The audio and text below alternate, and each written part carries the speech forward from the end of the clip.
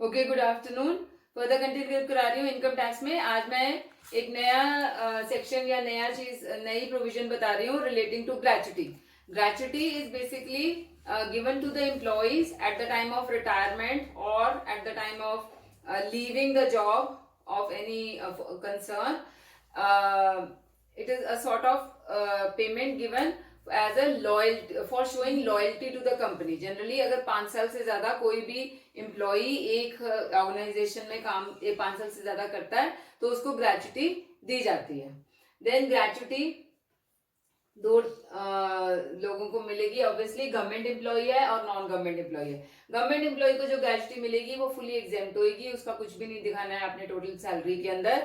Government का मतलब है वो central government, state government, local authority या डिफेंस पर्सनल का कोई भी पर्सन हो, वो गवर्नमेंट एम्प्लॉय माना जाएगा और वो उसकी ग्रेच्युटी पूरी एग्जेम्प्ट होगी। अब नेक्स्ट करते हैं नॉन गवर्नमेंट एम्प्लॉय में। नॉन गवर्नमेंट एम्प्लॉय को हमने 2 सेक्शंस में डिवाइड किया हुआ है, एक तो कवर्ड बाय पोगा है एंड एक not covered by POGA. When I say POGA, इसका मतलब है पेमेंट ऑफ ग्रेच्युटी एक्ट। तो कुछ employees payment of gratuity act में कवर्ड होते हैं, वो उसकी अलग प्रोविजंस है इनकम टैक्स की, आपके सिलेबस में नहीं है वो, बस आपने सिर्फ पोगा और नॉन पोगा ध्यान रखना है इसके अंदर। अगर कवर्ड बाय पोगा है तो least of the following exempt होगा। क्या? सबसे पहले 15 दिन की सैलरी, दिस इज 7 डेज। अगर कोई सीजनल एम्प्लॉय है तो उसकी 7 दिन की सैलरी लेंगे।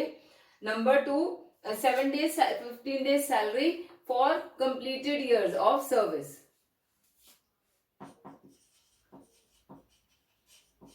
For completed year of service और पार्ट देयर ऑफ। 15 से की सैलरी निकाल के उसको जितने साल उसने सर्विस करी है उससे मल्टीप्लाई कर देना है। नंबर 2 इज 20 लाख रुपए की लिमिट है। ये लिमिट 10 लाख की है अगर कोई एम्प्लॉय रिटायर होता है 29 मार्च 2018 से पहले, उसके लिए ये लिमिट 10 लाख की है। और एक्चुअल, तो इन तीनों में से जो सबसे कम है वो टैक्सेबल, वो एग्जेम्प्ट हो जाएगा और एक्चुअल ग्रेच्युटी जितनी रिसीव हुई है उसमें से वो माइनस कर देंगे। आगे का मैं बताती हूँ, पहले ये बता रही हूँ। लीस्ट अगर नॉन पोगा है, नॉट कवर्ड बाय पोगा है, उस केस में आपका हाफ मंथ सैलरी लेनी है। जो भी सैलरी है वो लास्ट ड्रॉन वाली जो सैलरी होगी उसको हाफ कर देना है इनटू नंबर ऑफ इयर्स जितने काम किया है उसने वो। 20 लाख अगेन उसके अंदर लिमिट यही है। अगर 10 लाख है, अगर 29 मार्च 2018 से पहले रिटायर हो रहा है तो, और एक्चुअल लीस्ट ऑफ द 3 इसमें से जो होगा वो एग्जेम्प्ट होगा। अब सैलरी का क्या मतलब है इस केस में? पोगा के अंदर सैलरी का मतलब बेसिक प्लस डीए। ये सिर्फ एक अकेली प्रोविजन है इनकम टैक्स में जिसमें डीए चाहे एंटर हो चाहे ना हो, आपने उसको सैलरी के अंदर इंक्लूड करना है। तो बेसिक प्लस डीए इसके अंदर ये ले लेना है। और यहाँ पे ईच कंप्लीटेड ईयर और पार्ट देयर ऑफ लेना है। मतलब सपोज वो 25 साल 10 महीने उसने काम किया, मतलब इन एक्सेस ऑफ 6 महीने, उसको आप 26 ईयर्स ले लोगे। या 40 ईयर्स काम किया, 40 ईयर्स 11 मंथ्स काम किया तो 41 ईयर्स ले लेंगे हम उसका ईयर ऑफ सर्विस, जितने साल उसने उस ऑर्गेनाइजेशन में काम किया है। तो यहाँ पे पार्ट लेना है। 15 डेज सैलरी कैसे निकालेंगे? जो भी सैलरी है last drawn into 15 divide by 26 करना है, मतलब उसको डिवाइड बाय 30 नहीं करना है। 4 हॉलीडेज इस केस में इनकम टैक्स डिपार्टमेंट कंसिडर करता है। तो 15/26 इंटू जो सैलरी लास्ट ड्रॉन है वो लेनी है। लास्ट ड्रॉन सैलरी मैंने लास्ट में बताया, सैलरी का मतलब लास्ट ड्रॉन सैलरी लेनी है। इस केस में सैलरी का मतलब है बेसिक प्लस डीए जो एंटर करता है वो, प्लस कमीशन ऑन टर्नओवर, ये हमारी एचआरए और पीएफ वाली सैलरी है, सेम है। Than half month salary on the basis of average salary of the last 10 months. Retirement से पहले के 10 महीने की सैलरी आपने कैलकुलेट कर लेनी है, उसको डिवाइड बाय 10 कर लोगे तो एवरेज सैलरी आ जाएगी। अब ये अगर तो एक ही सैलरी है, जैसे 20,000 रुपए उसको मिल रहे हैं रिटायरमेंट से पहले, तब तो सेम ही आएगा 20,000 रुपए। कई बार क्या होता है महीने के या कुछ मंथ्स के बाद सैलरी चेंज होती है, जैसे जून में सैलरी चेंज हो रही है तो अप्रैल और मई की अलग सैलरी आएगी, जून ऑनवर्ड्स अलग सैलरी आएगी। तो आपने लास्ट 10 मंथ जिस महीने में वो रिटायर हो रहा है उस महीने को छोड़ के उससे पहले के 10 महीनों की सैलरी निकालनी है और उसको डिवाइड बाय 10 करके average salary of the last 10 months निकाल लेनी है। फिर उसको डिवाइड बाय 2 करना है, तो आपकी into number of years of service करके आपका ग्रेचुटी का वो वाली लिमिट आ जाती है। एंड इस केस में सिर्फ कंप्लीटेड ईयर्स ही लेने हैं। जैसे मैंने एग्जांपल दिया, अगर 41 ईयर्स और 11 मंथ्स भी है तब भी हमने सिर्फ 41 ईयर्स ही लेने हैं, 11 महीनों को नहीं कंसिडर करना है इसमें कैलकुलेट करने के लिए। तो इससे रिलेटेड मैं कुछ क्वेश्चंस करा रही हूँ। क्वेश्चन नंबर 25 है, पेज 1.246 पे। इसमें कोई ग्रेचुटी का है? यस, ए पार्ट ही है ग्रेचुटी का। क्वेश्चन नंबर 25 का ए पार्ट करा रही हूँ। Mister B was an employee of Ray and Nath after 42 years of service, retired on 28th February 2020. He was drawing a monthly salary due on 1st of every month of 5,000 in 2017, 5,500 in 18, and 6,000 from 1st January onwards. On retirement, he received a gratuity of 1,26,000. Determine the taxable amount of salary. कुछ भी नहीं लिखा हुआ है कि ये पोगा में covered था या नहीं कवर्ड था, तो हम इसको दोनों में से कोई भी ले सकते हैं, लेकिन जनरली नॉन पोगा लेते हैं। और नोट देना है हमने कि since the question nothing is mentioned about POGA, so we are assuming that it is not covered by the employee, is not covered by पोगा। तो इसको सॉल्व करते हैं, कैसे करना है इसको।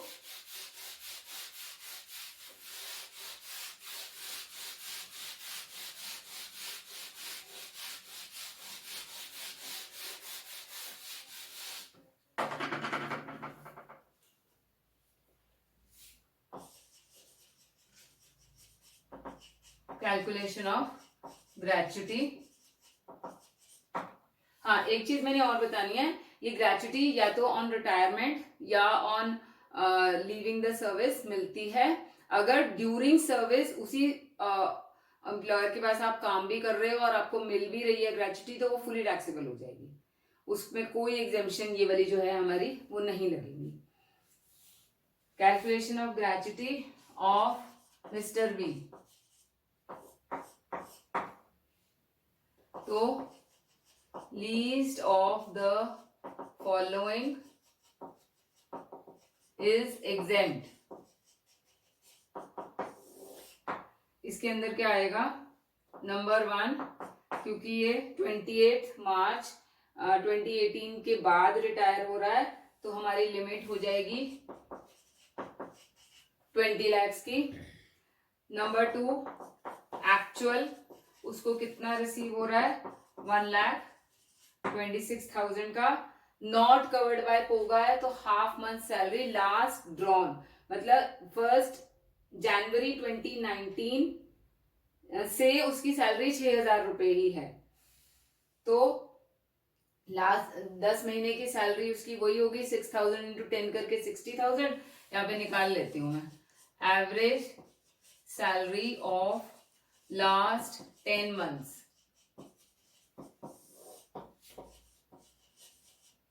Salary is equal to 6,000 into 10 करके 60,000। Therefore, average salary is 60,000 divide by 10, 6,000 रुपये। तो नंबर 3 में हमारा 6,000 इंटू हाफ मंथ सैलरी, और कितने साल, हमने सिर्फ कंप्लीटेड ईयर्स लेने हैं, यहाँ पे हमें कंप्लीटेड ही दिए हुए हैं, मंथ्स दिए ही नहीं हुए हैं, इंटू 42 कर देना हमने, तो ये आ जाएगा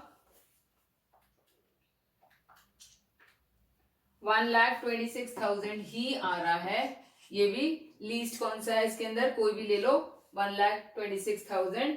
तो एक्चुअल ग्रेचुटी हमें कितनी रिसीव हो रही है? 1,26,000 माइनस एग्जेम्प्ट कितनी हो रही है? वो भी 1,26,000, तो टैक्सेबल हो जाएगी nil. Next is B C D part रहने दो, मैं उसको क्योंकि वो नेक्स्ट प्रोविजन से रिलेटेड है, जब वो नेक्स्ट प्रोविजन कराऊंगी तो उसमें लूंगी। क्वेश्चन नंबर 26 देखते हैं। 26 का A part. X retires from PQR limited private limited on 31st March 2019. PQR private limited pays 8,000 per month as pension but does not pay any graduate. इसके अंदर क्या निकालना है, पेंशन वाला है, ये इसको रहने दो क्योंकि ये पेंशन से रिलेटेड है, अभी मैंने पेंशन की प्रोविजन कराई नहीं है आपको। बी पार्ट देख लो, X not being covered by payment of graduate act 72 retires on 6 January 2020 from PQR Limited and receives 2,50,000 as gratuity after service of 29 years 11 months. His average monthly salary during 1st March 19 to 31st December 2019, तो हमें average salary पिछले 10 महीनों की दी हुई है 12,500। Determine the amount of gratuity exempt from tax for the assessment year 2021। तो हमारे को इसमें भी नहीं दिया हुआ है कि कवर्ड बाय पोगा है या नहीं, तो हम इसको नॉन पोगा लेकर चलेंगे।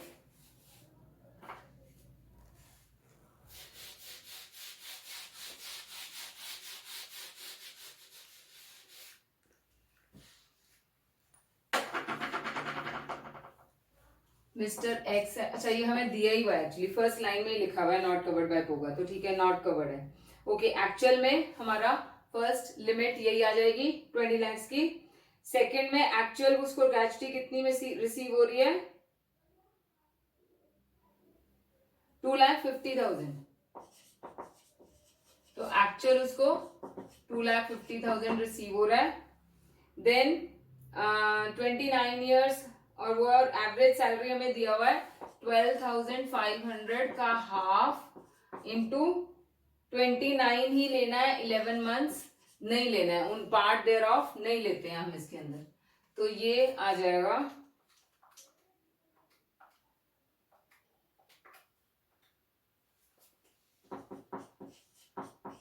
181250। उसके बाद बस लीस्ट ऑफ द थ्री कौन सा हो गया, ये वाला। तो हमारी ग्रेचुटी रिसीव्ड हो गया 2,50,000 माइनस एग्जेम्प्ट 181250, टैक्सेबल हो जाएगा 68,750। इतना ही आ रहा है आंसर में, यस। देन थर्ड पार्ट है, Mister X an employee of ABC limited receives 26,500 as gratuity under payment of gratuity act। अब ये कवर हो रहा है पेमेंट ऑफ gratuity act में। he retires on November 13 after rendering service of 34 years and 4 months। तो हमने इसमें 34 years ही लेने हैं क्योंकि 6 महीने से कम है। at the time of retirement monthly salary इतना था including dearness allowance of 100 per month। calculate the amount of gratuity chargeable to tax। तो इसके अंदर भी हमारा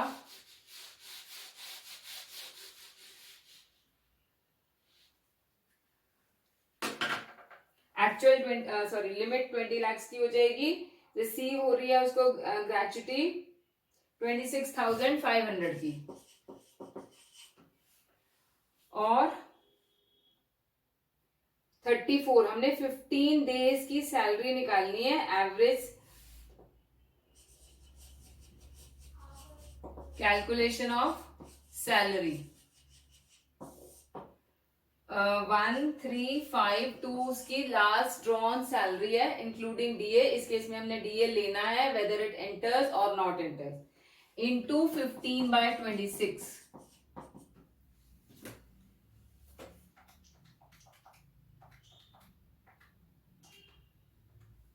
780 आ जाती है हमारी salary. 780 into completed years of service कितने हैं, और पार्ट देयर ऑफ, पार्ट नहीं लेने हैं क्योंकि 6 महीने से कम है, तो 34 ईयर्स लेने हैं। 26,520। तो लीस्ट इस केस में यही हो जाएगा, और टैक्सेबल फिर 0 ही हो जाएगा क्योंकि एक्चुअल माइनस एग्जेम्प्ट 0, एग्जेम्प्ट भी उतना ही है जितना एक्चुअल है, तो 0 हो जाएगा। देन लास्ट क्वेश्चन करा रही हूँ, mister A an employee of D limited receive this much as gratuity, not covered under POGA है। He retires from service on 31st January after 28 years 9 months service. At the time of retirement his monthly salary was this much, find out the amount of gratuity exempt. ये आपका homework है, इसके अंदर non पोगा वाला आएगा, half month salary लेनी है और सिर्फ 28 ईयर्स ही लेने हैं, हमने नॉन पोगा में पार्ट देयर ऑफ नहीं लेना होता है। तो दिस इज योर होमवर्क। इसके साथ हमारा ये वाला प्रोविजन खत्म हो जाता है। अब मैं नेक्स्ट वाला प्रोविजन कराने लगी।